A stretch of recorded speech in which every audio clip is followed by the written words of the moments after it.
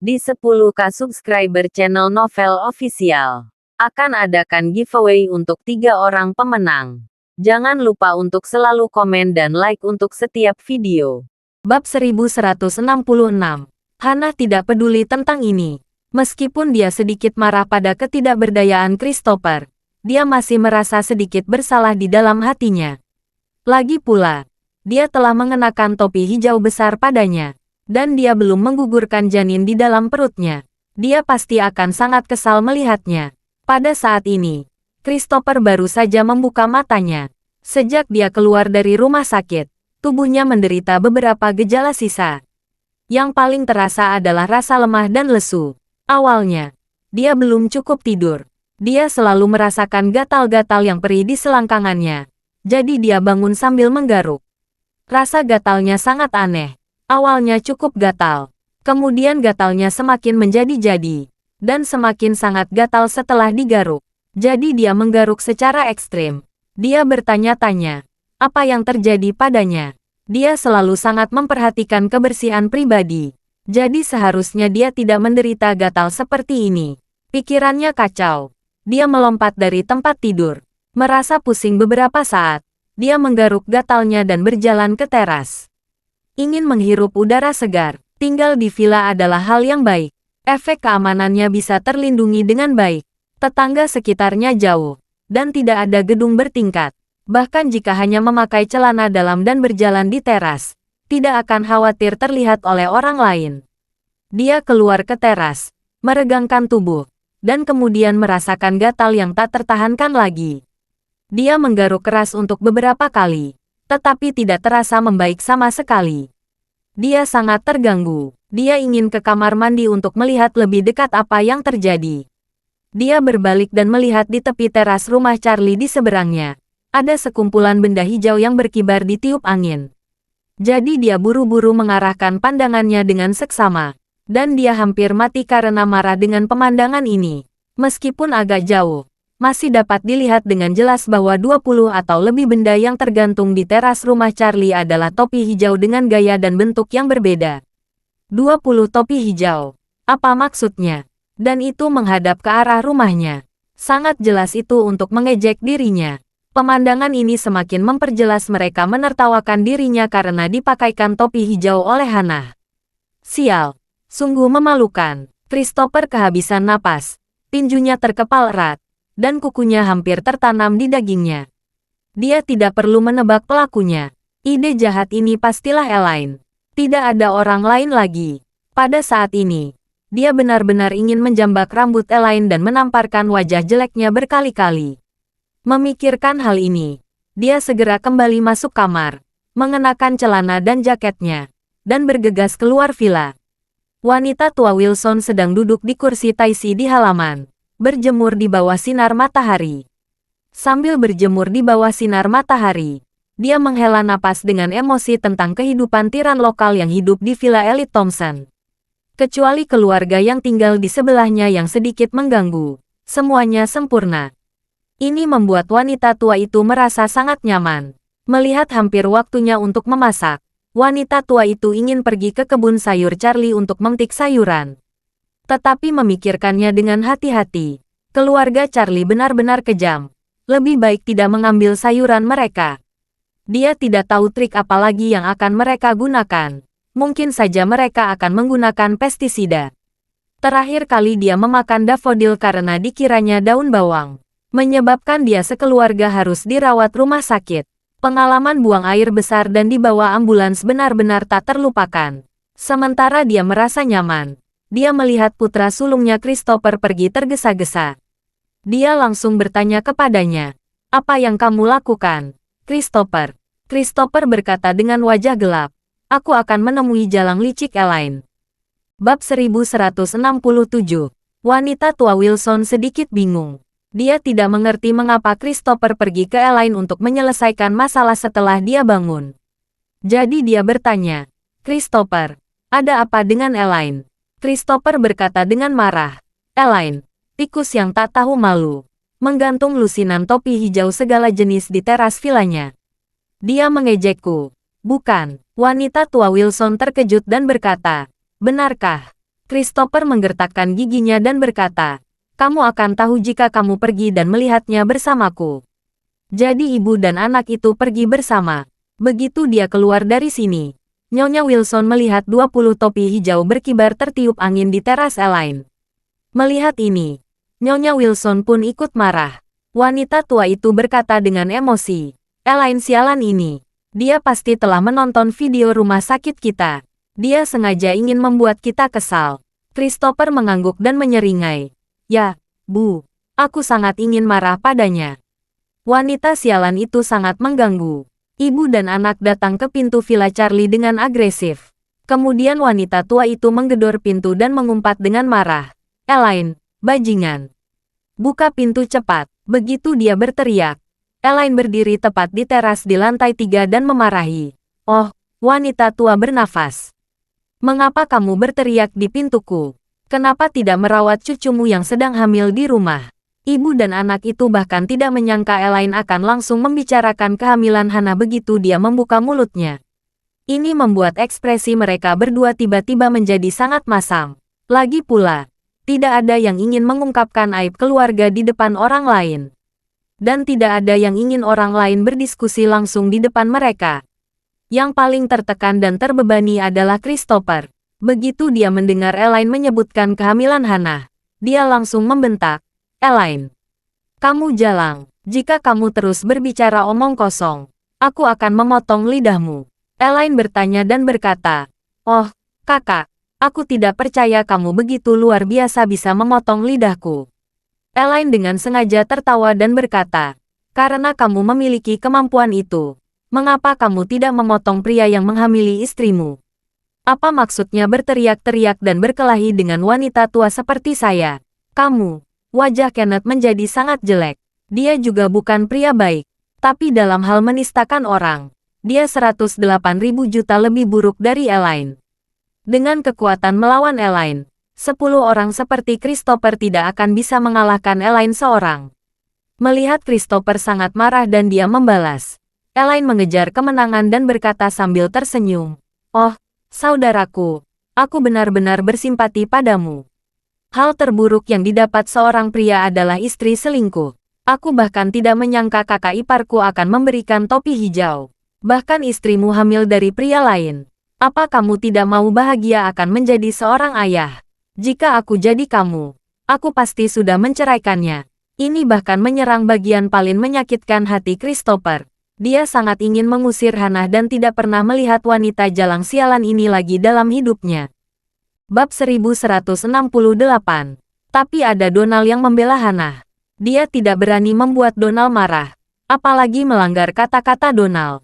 Jadi jika Hana memakai topi hijau padanya, dia tidak akan bisa menceraikannya. Laki-laki bertopi hijau seperti dirinya yang tidak bisa menceraikan istrinya.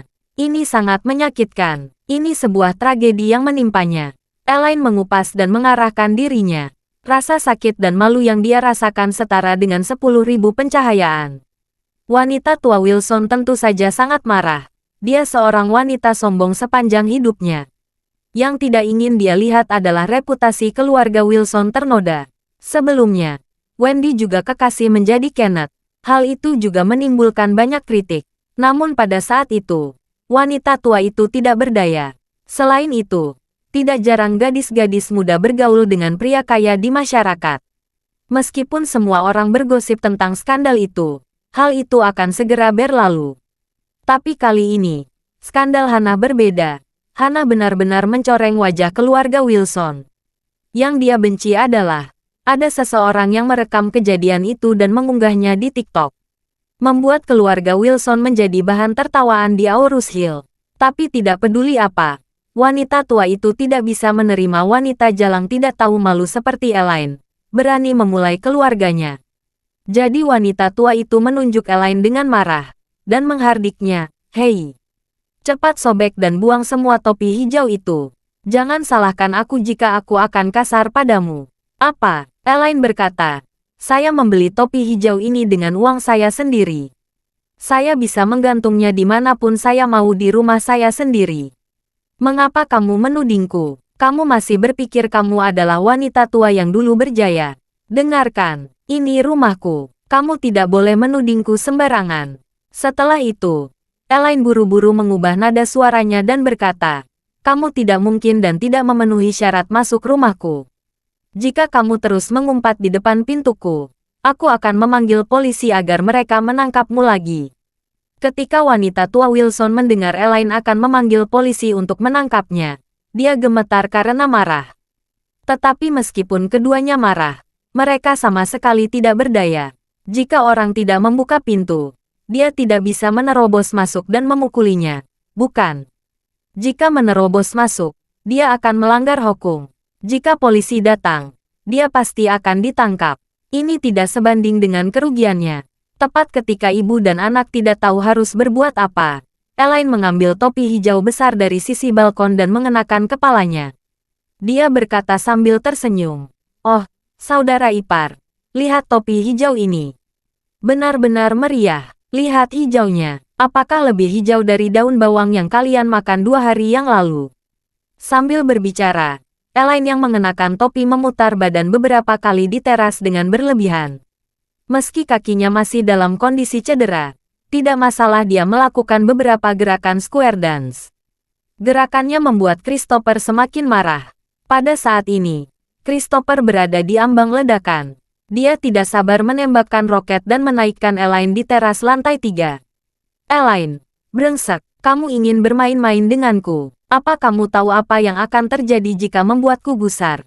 Elaine tersenyum dan berkata, istrimu ditiduri dan dihamili seseorang. Lalu apa yang terjadi pada orang itu? Saya hanya berbicara beberapa kata. Tidak akan ada yang terjadi pada saya. Hahaha. Christopher sangat marah. Elaine, aku akan membunuhmu dengan cepat atau lambat. Saat Christopher ingin mengamuk, Elaine melemparkan topi hijau yang dikenakannya ke arah Christopher. Christopher mundur memilih, dan topi hijau itu jatuh ke lantai. Elaine menggenggam tangan dengan gembira, dan tertawa keras. Oh, kakak, lihat topi hijau itu. Dia mengenalimu.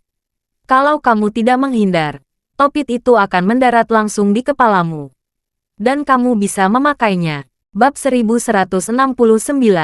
Christopher sangat murka. Dia mengutuk dan membentak.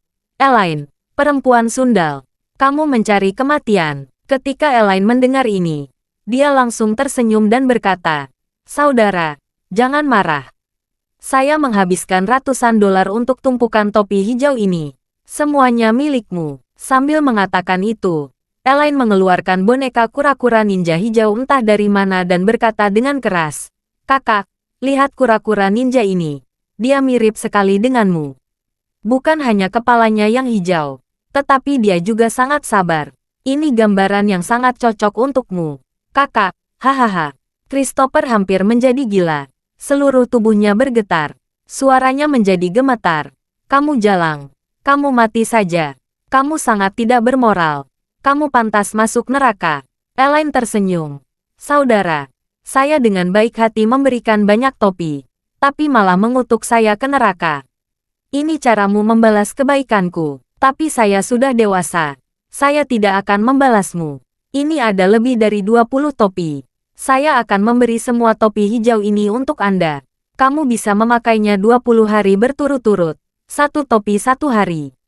Christopher benar-benar terpojok. Dia mencuitkan giginya dan berkata, oke, Elaine. Saya akan melaporkan masalah ini pada manajemen properti sekarang. Setelah berbicara, dia segera menelepon manajemen Villa Elite Thompson dan berkata, saya pemilik A04. Saya ingin mengeluhkan pemilik A05 yang menggantungkan barang-barang tidak berada di teras rumahnya. Tolong cepat ambil tindakan. Setelah beberapa saat, sebuah mobil listrik pihak manajemen perumahan tiba. Kemudian, 4 orang turun dari mobil listrik dan bertanya, apakah Anda menelepon karena ada keluhan?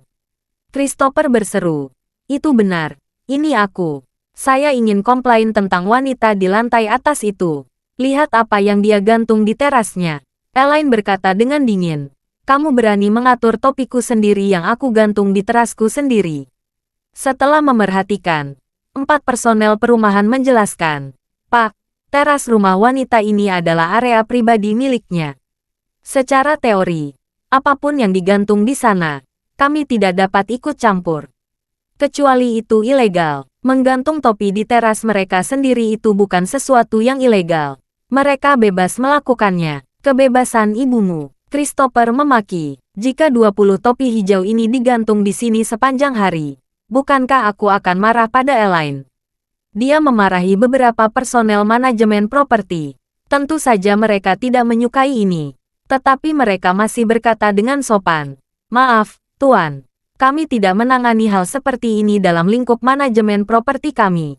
Setelah itu, mereka langsung naik mobil listrik dan pergi. Elaine tertawa lebih pembohong di teras. "Hahaha, Christopher. Sekarang kamu tidak punya hak mengaturku soal topi ini. Dengar, topi hijau ini akan selalu tergantung di sini. Saya akan membeli 20 lagi dan menggantungnya besok. Silakan kamu membuka mata setiap hari. Kamu melihat bisa banyak topi hijau berkibar tertiup angin." Kamu, Christopher sangat gagah. Pada saat ini, Charlie dan Claire juga menyaksikan drama ini dari teras di lantai 2. Setelah mengetahui apa yang sedang terjadi, mereka berdua saling memandang tanpa daya dan menghela nafas. Claire tidak bisa menahan diri untuk tidak menghela nafas. "Charlie, kamu bilang tidak baik jika ibu melakukan ini."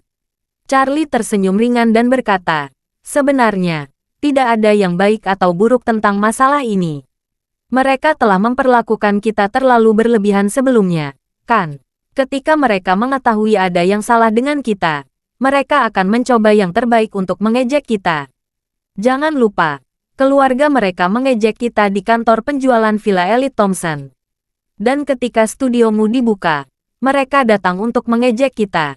Bab 1170. Sekarang ibu sedang membalas. Mengejek mereka kembali. Saya pikir, mereka memang tidak pantas menerimanya. Christopher dan Nyonya Wilson sangat marah pada Elaine. Tetapi mereka tidak bisa berbuat apa-apa atas perilakunya. Akhirnya mereka pergi dengan marah. Christopher marah-marah sambil berjalan. "Elaine sialan. Aku akan menemukan kesempatan menghajarnya." Wanita tua Wilson berkata dengan marah. "Jangan bicara tentang dia sekarang. Besok, aku akan membawa Hannah Jalang itu ke rumah sakit dan menyingkirkan bajingan kecil itu di kedalaman." Ini sangat ditujukan bagi keluarga Wilson. Christopher juga memiliki ekspresi kebencian di wajahnya. Dia menggeram dan berkata, "Jangan khawatir, Bu. Aku akan menemaninya besok." Kembali ke rumah, Harold dan Wendy baru saja bangun dan berada di ruang tamu saat ini, menunggu Hannah memasak. Hannah memiliki sisa uang dari penjualan mesin kopi terakhir kali. Hari ini, dia bermaksud untuk menenangkan hubungan keluarga. Dia secara khusus menghabiskan uang untuk membeli banyak abalon segar. Dia ingin membuat pesta abalon untuk keluarganya. Tumpukan abalon ini berharga ribuan yuan hanya untuk bahan-bahannya. Bagi Hannah, itu memang sangat mahal. Ketika Nyonya Wilson melihat Hannah membeli abalon, pikiran pertamanya sangat bahagia. Ada sesuatu yang enak untuk dimakan siang nanti. Tapi kemudian wanita tua itu memikirkan sebuah detail dan bertanya pada Hannah, "Dari mana kamu mendapatkan uang untuk membeli abalon ini?" Hannah berbohong dan berkata, "Seorang teman meminjam sedikit uang saat bermain poker. Dan dia belum membayarnya. Kita sedang bermasalah. Jadi saya menagihnya." Nyonya Wilson mengangguk ringan dan berkata dengan dingin, "Transfer semua uang yang tersisa ke rekening saya melalui WeChat. Saya akan mengelola semua uang dalam keluarga ini di masa depan. Termasuk uang yang diinvestasikan Tuan Webb di Wilson Group. Saya yang akan memutuskan semuanya. Jika ada yang berani menyembunyikan uang di belakang saya minta maaf. Silakan pergi dari rumah ini."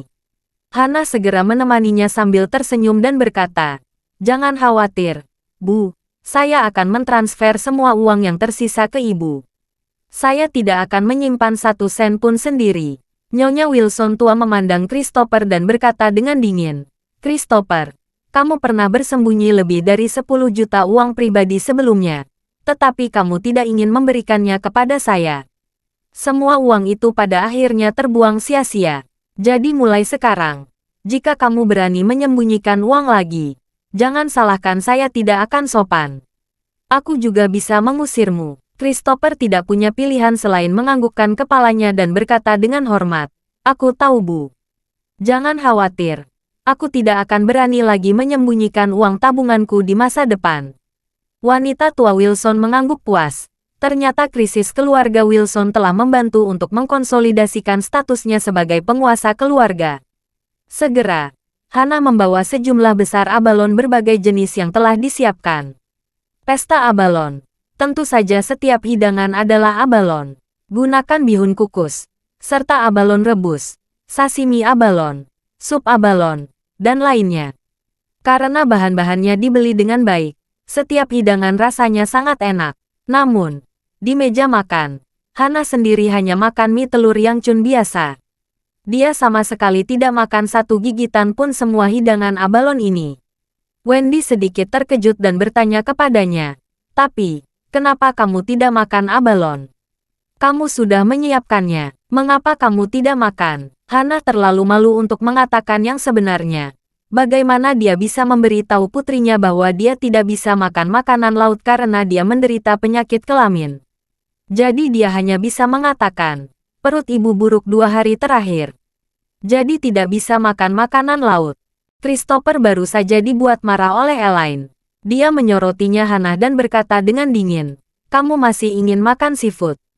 Kamu tidak pantas. Atau kamu ingin memberi makan seafood ini untuk bajingan di dalam perutmu?" Terima kasih sudah mendengarkan cerita novel Pesona Pujaan Hati. Sampai jumpa di novel selanjutnya.